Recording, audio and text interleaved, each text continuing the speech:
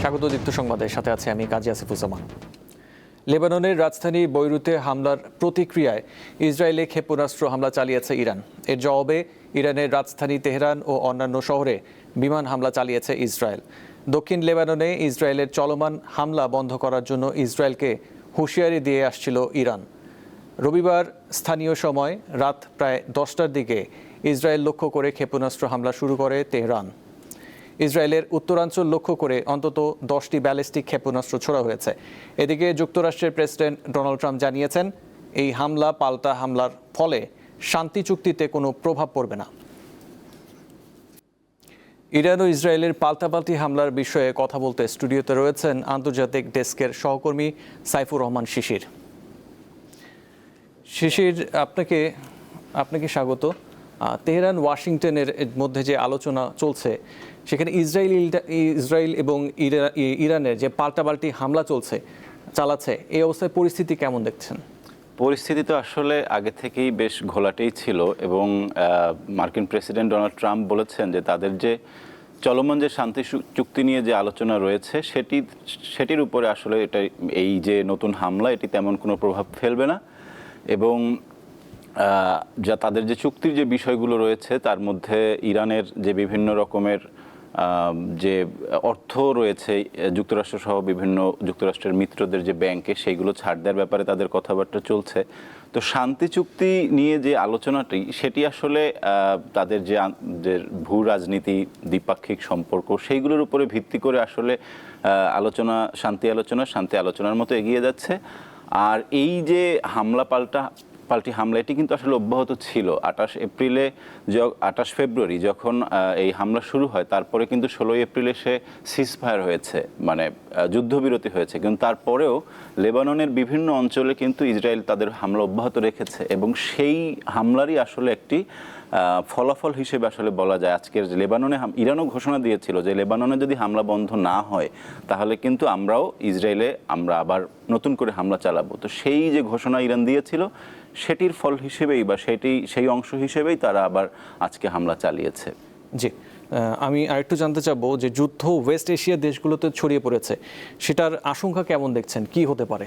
যুদ্ধ তো ওয়েস্ট এশিয়ায় ছড়িয়ে পড়েছেই আগেই। আপনার ইরানের যেসব প্রক্সি পাওয়ারগুলো রয়েছে, যেমন হুথি আছে ইয়েমেনে, অথবা লেবাননের হিজবুল্লাহ, তারাও কিন্তু এই যুদ্ধে ইতোমধ্যেই তারা ঢুকে পড়েছে এবং মধ্যপ্রাচ্যে ইরান বিভিন্ন যুক্তরাষ্ট্রের যারা এলাই ছিল তাদেরকে কিন্তু তাদের উপরে কুয়েত, কাতার, সংযুক্ত আরব আমিরাত, তাদের উপরে কিন্তু ইরান সেই 28 ফেব্রুয়ারি থেকেই তাদের হামলা তারা চালিয়েছে। সো যুদ্ধ এরই মধ্যে আসলে যুদ্ধটা শুধু ইরান ইসরায়েল না বা শুধু মধ্যপ্রাচ্যেও না, যুদ্ধের মধ্যে আসলে সারা পৃথিবী জড়িয়ে পড়েছে বিভিন্নভাবে। জি, আচ্ছা, আমরা জানি এই যুদ্ধের কারণে জ্বালানি তেলের দাম বেড়ে গেছে, এর বৈশ্বিক প্রভাব কেমন হতে পারে? হ্যাঁ, আজকে আপনি দেখবেন যে কালকে যখন হামলা হলো তারপরেই কিন্তু এশিয়ার বাজারে তেলের দাম বৃদ্ধি পেয়েছে এবং এরই মধ্যে এশিয়ার বেশ কিছু দেশ, কম্বোডিয়া, লাওস, এ সমস্ত দেশে কিন্তু মোটামুটি 50%-এর উপরে তাদের যে তেলের দাম এটি কিন্তু বেড়েছে এবং এশিয়া আফ্রিকার বিভিন্ন দেশ তারা এই জ্বালানি নিয়ে, কারণ এই দেশগুলোর জ্বালানি আমদানি করতে হয়, তাদের নিজস্ব জ্বালানি উৎপাদন বা এই যে ব্যবস্থাটি নেই, সে কারণে তাদের জ্বালানিটা পুরোটাই আমদানি নির্ভর। সো সেখানে এরই মধ্যে এশিয়ার বাজারে বেড়েছে এবং এশিয়ার বেশ কিছু দেশ অলরেডি এটা নিয়ে তারা স্ট্রাগল করছে, তাদের আসলে বেশ বড়সড় ঝামেলায় তারা পড়েছে তেলের বাজার নিয়ে। তো এটি আরও অস্থিতিশীল হবে তেলের বাজার, সেটি আসলে আন্তর্জাতিক বিভিন্ন গণমাধ্যম বা আন্তর্জাতিক বিশ্লেষকরা বলছেন, ধারণা করছেন। জি, সাইফুর রহমান শিশির, আপনাকে ধন্যবাদ। ভারতের সীমান্তরক্ষী বাহিনী বিএসএফ এর পুশিনের চেষ্টার পরিপ্রেক্ষিতে দেশের বিভিন্ন সীমান্তে সতর্ক অবস্থায় রয়েছে বিজিবি। এ বিষয়ে জানাতে দিনাজপুর থেকে যোগ দিচ্ছেন সহকর্মী সুলতান মাহমুদ। সুলতান, আজ সীমান্তে কোনো উত্তেজনা আছে কিনা, এছাড়াও বিজিবির অবস্থান কেমন দেখছেন আমাদের জানাবেন।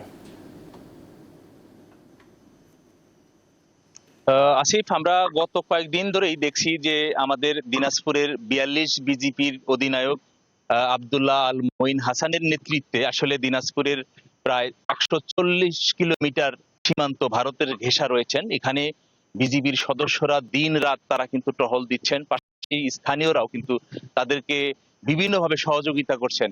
কারণ আপনি জানেন যে গত কয়েকদিন ধরেই ভারতের যে সীমান্তে পুশিন করার চেষ্টা করেছিল বিএসএফ, সেটি কিন্তু ঠেকানোর জন্য আমাদের বিজিবির সদস্যরা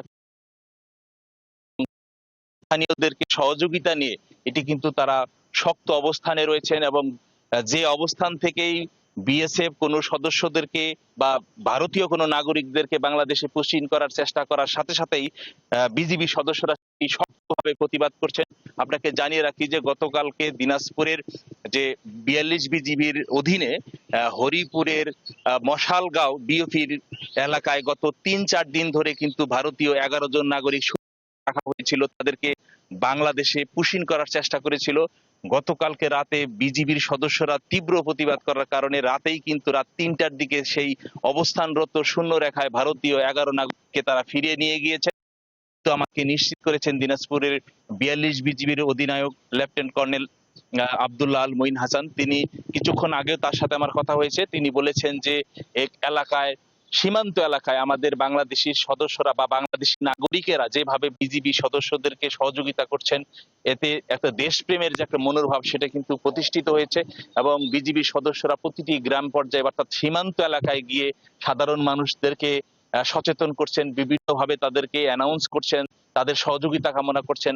সীমান্তবর্তী এলাকাবাসীরাও বিজিবিকে সদস্যদেরকে সহযোগিতা করছেন। সব মিলে বাংলাদেশের বিজিবি সদস্য এবং বাংলাদেশের সীমান্তবর্তী লোকেরা একেবারে শক্ত অবস্থানে রয়েছে। আপনাকে বলতে পারি যে ভারতীয় কোনোভাবেই পুশিন করার চেষ্টা করলে তারা প্রতিহত করবে, এবং শক্তভাবে বিজিবি সদস্যরা প্রতিহত করবে, এমনটাই জানিয়েছেন দিনাজপুরের ৪২ বিজিবির অধিনায়ক লেফটেন্যান্ট কর্নেল আব্দুল্লাহ আল মঈন হাসান। আসিফ, এটি ছিল আমার কাছে সীমান্তের সর্বশেষ খবর। জি, সুলতান মাহমুদ, আপনাকে ধন্যবাদ।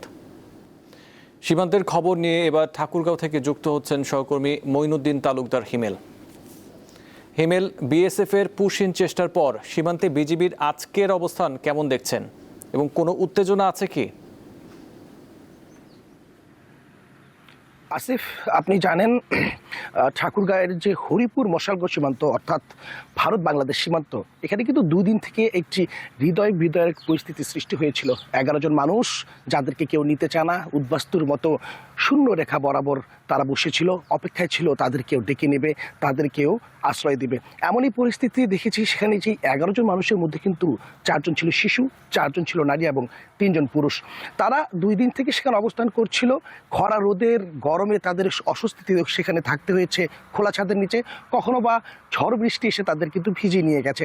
এমন পরিস্থিতিতে সবচেয়ে যেটা আরও দুঃখজনক বিষয়, তারা আহার করছিলেন বাংলাদেশিদের কিছু দেওয়া খাবার খেয়ে।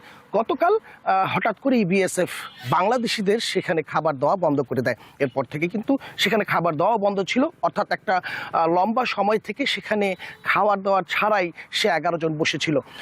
এরপর আজ সকালবেলা আমাদেরকে বিজিবি নিশ্চিত করেছে যে আসলে বিএসএফ অর্থাৎ ভারতীয় সীমান্তরক্ষী বাহিনী গতকাল রাত্রিবেলা তাদেরকে বর্ডারের ভিতরে নিয়ে গেছে, অর্থাৎ ভারতের ভিতরে নিয়ে গেছে।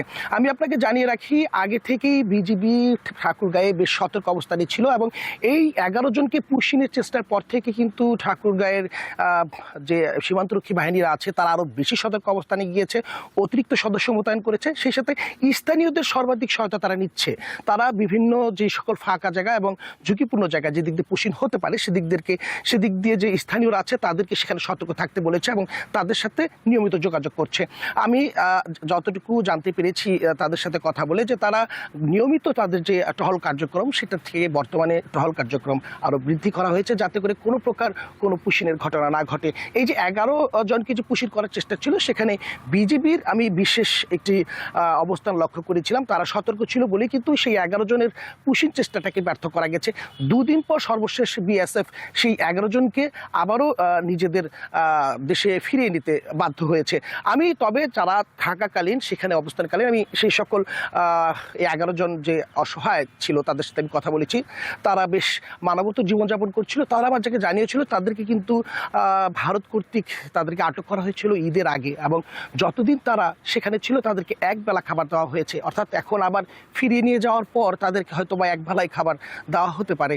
এই পরিস্থিতি থেকে স্থানীয়রা যেভাবে হোক এটার একটি নিস্তার চায়, এবং সীমান্ত যাতে সর্বাধিক সুরক্ষিত থাকে সেদিক থেকেও ঠাকুরগাঁওবাসীর সাথে স্থানীয়রা সকলেই বিজিবিকে সর্বাধিক সহযোগিতা করে আসছে। আসিফ। মহিউদ্দিন তালুকদার, আপনাকে ধন্যবাদ।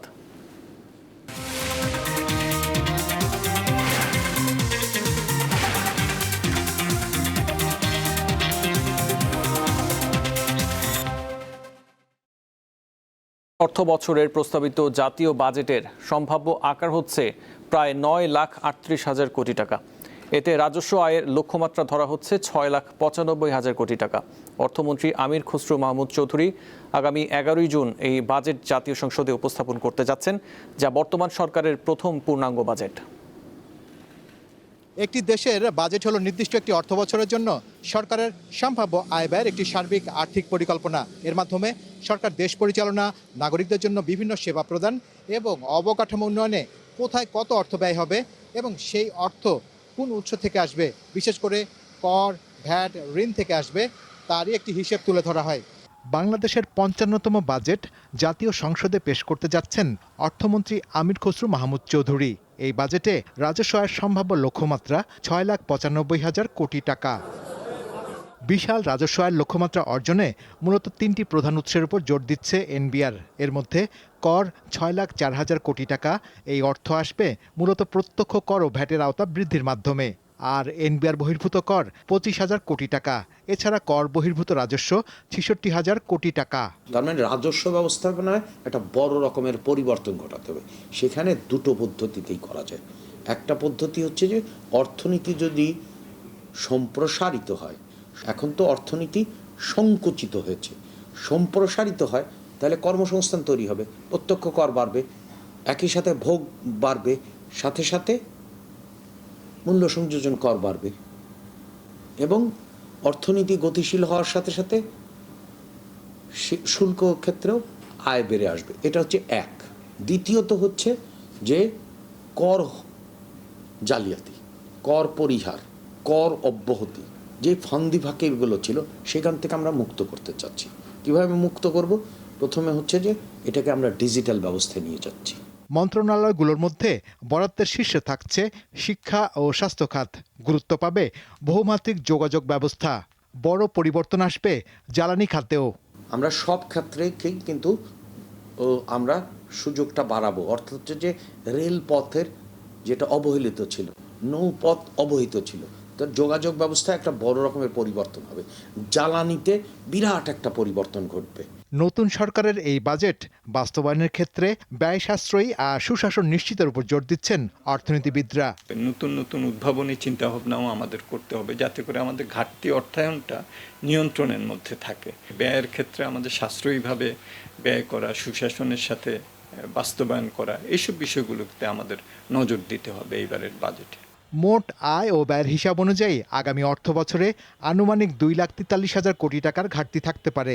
এই ঘাটতি পূরণে অভ্যন্তরীণ ব্যাংক ব্যবস্থা এবং বৈদেশিক উৎস থেকে ঋণ নেওয়ার পরিকল্পনা রয়েছে সরকারের। শাহরিয়ার ইমন, দীপ্ত সংবাদ, ঢাকা। বাংলাদেশ ক্রিকেট বোর্ড বিসিবির পরিচালনা পর্ষদ নির্বাচনে সর্বোচ্চ ভোট পেয়ে সভাপতি নির্বাচিত হয়েছেন সাবেক অধিনায়ক তামিম ইকবাল। বিসিবির 18তম এবং নির্বাচিত ষষ্ঠ সভাপতি হিসেবে দায়িত্ব নিচ্ছেন তামিম। বোর্ডের সহ সভাপতি হিসেবে দায়িত্ব পেয়েছেন ফাহিম সিনহা। দুজন সহ সভাপতি নির্বাচিত হওয়ার কথা থাকলেও আপাতত একজনের নাম জানিয়েছে নির্বাচন কমিশন।